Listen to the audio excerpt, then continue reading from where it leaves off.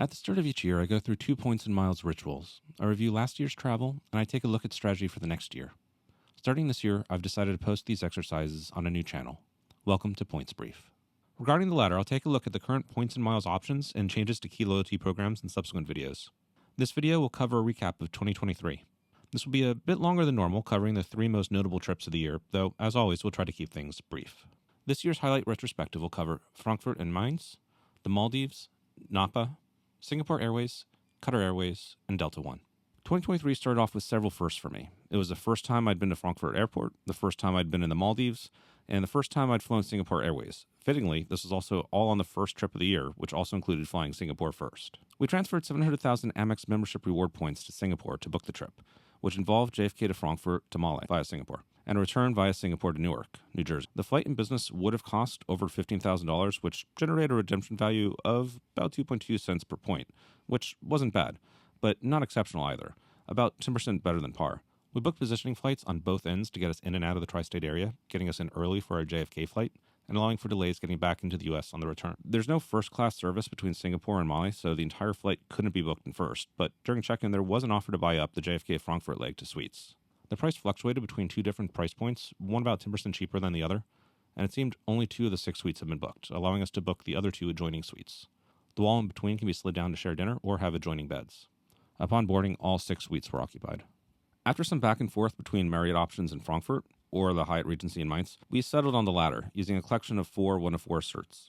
Mainz was wonderful, and I recommend it to anyone. It's a beautiful city to walk. My favorite site was the Gutenberg Museum, while my wife's was the St. Stephen's Church, which famously has beautiful stained glass windows from Marc Chagall. He completed the project shortly before his death, and if you're not familiar with their story and significance, it's worth exploring.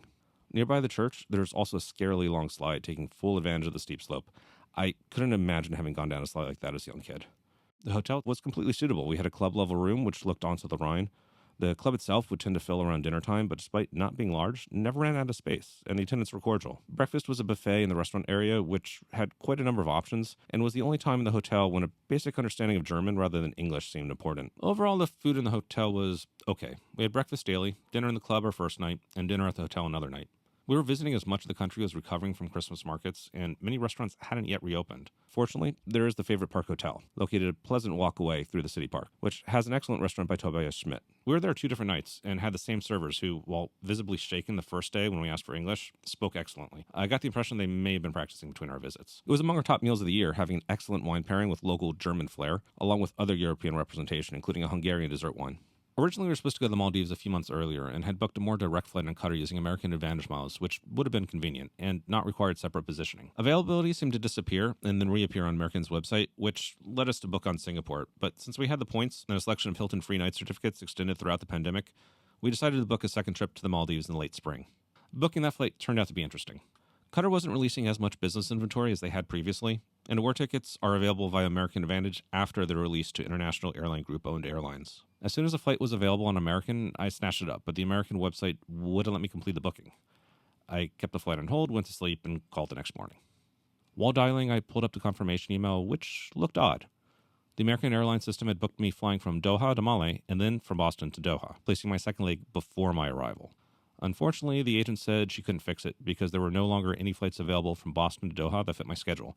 And when we released the award, it didn't show as available again. So I moved 170,000 Amex points over to British Airways to book the outbound flight with Avios at a redemption value of just about 3.7 cents apiece, while the advantage redemption rate would have been 4.7 cents apiece. We booked Singapore for the return at a redemption rate of 3.1 cents per Amex point, transferred to KrisFlyer. We visited 2 points hotels in the Maldives on separate trips. A thorough or even cursory comparison would need more time than an annual retrospective provides, but each had their strengths and each had their weaknesses. I preferred the Ritz, while my wife preferred the Waldorf Astoria. Interestingly, we agreed on all the differences between them. It just came down to what we valued more.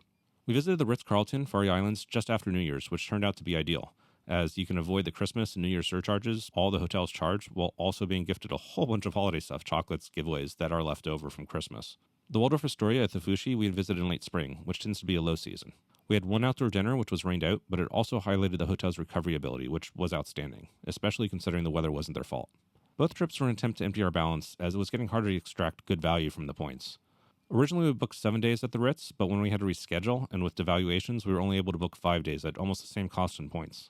The time of year, being still in the peak season, did bump up the value per points from 2.8 cents per point to 3.4 cents, as cash rates a couple weeks either side of New Year's are just insane.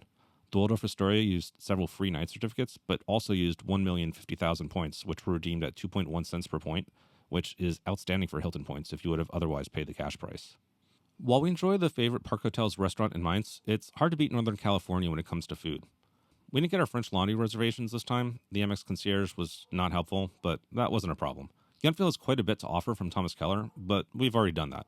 We were more disappointed that the restaurant at Meadowood was still closed, having burned down during the 2020 wildfires.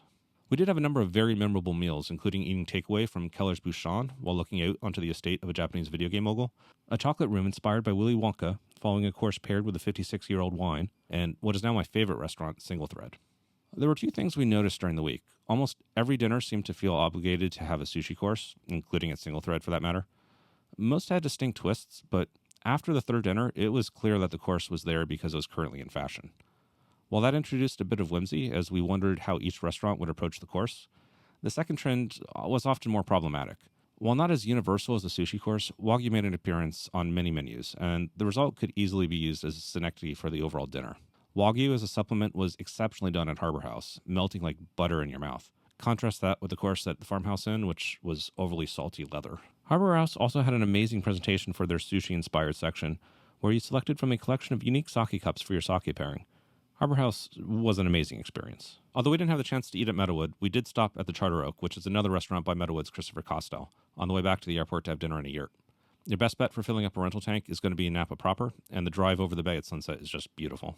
A lot of the California wine to which I've been exposed has, how should I put it, not been good. 1.5-liter bottles of Behringer's Infidel has been the vision I've had of California wines for 30 years. In past reps, I was told I should give the Behringer winery a chance, and I was aghast when I heard that, but this time, in part because it was adjacent to our hotel, we tried a couple different tastings, and I definitely recommend going. A lot of the tastings and your impression of the winery come down as much to the person giving the tour or presenting the wine as much as the wine itself. And we got to hear some interesting gossip of working at various restaurants in the area, as well as the wines, vintages, and the area itself.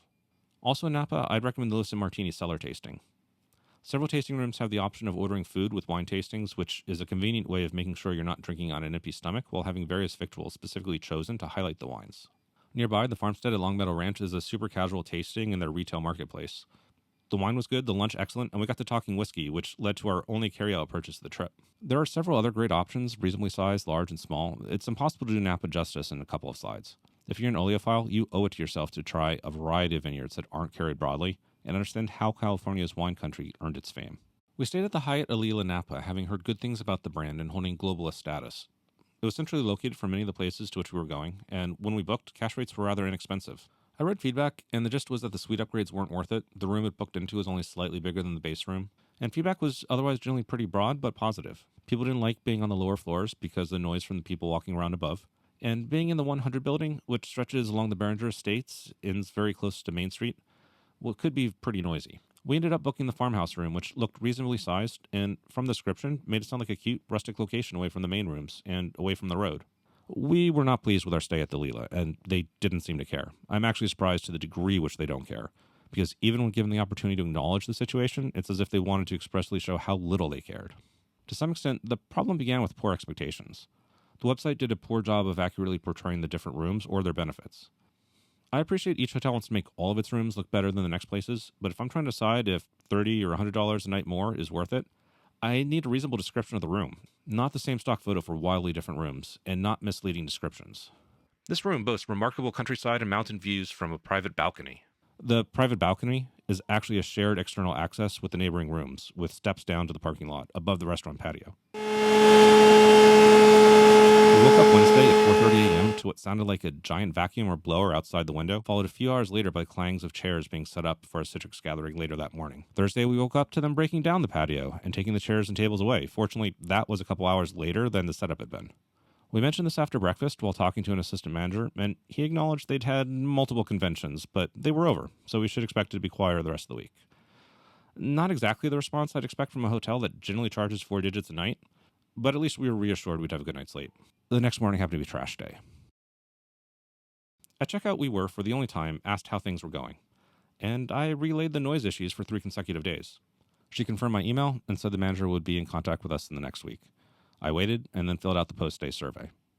We're at the 1-year anniversary, and all I've gotten from the hotel are emails imploring me to claim their best rates of the year in July, August, October, and then their best winter rates in December. Really, the rooms here are the vineyard or go home.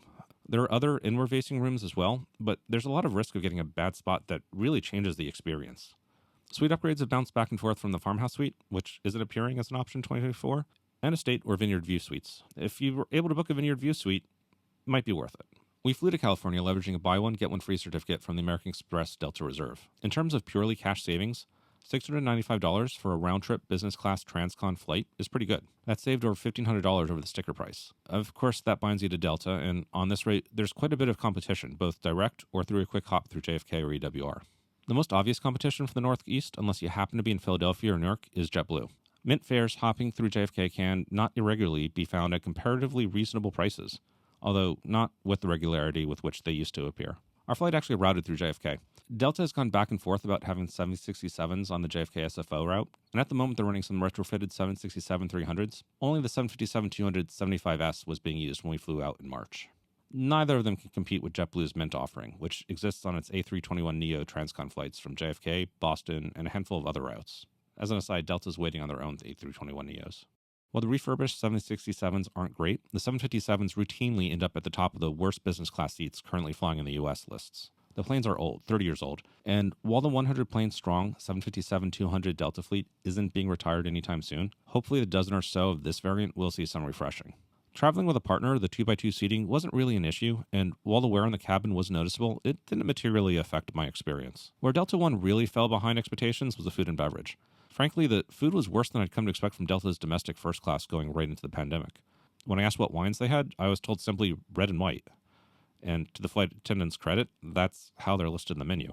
Apparently, Delta had reduced investment in its wine program during the pandemic, and even as travel ramped up significantly in 2023, hasn't resumed the sommelier program. Now, that has changed as Delta has announced a return to their sommelier-curated Delta One wines as of October, and the chicken dinner on the Orlando flight in November was significantly better than the Delta One offering at the start of the year. But Delta hasn't returned to the same level it's been at just a few years ago. Hopefully they bring back the bananas in the Comfort Plus snack basket as well. Pre-COVID, Delta had secured its place as our airline of choice out of New England.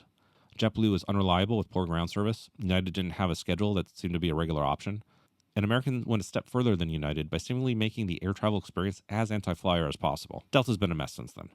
For a while, their website was second only to JetBlue in terms of bugginess. The lounges continued to be a mess and overcrowded, yet when we got moved from an 8:30 flight at Newark to an afternoon flight in LaGuardia, we couldn't crash at the lounge in New York because the new flight was now later in the day. I understand the pressures, but when you cancel a flight, it seems like the access policy should respect the expected itinerary.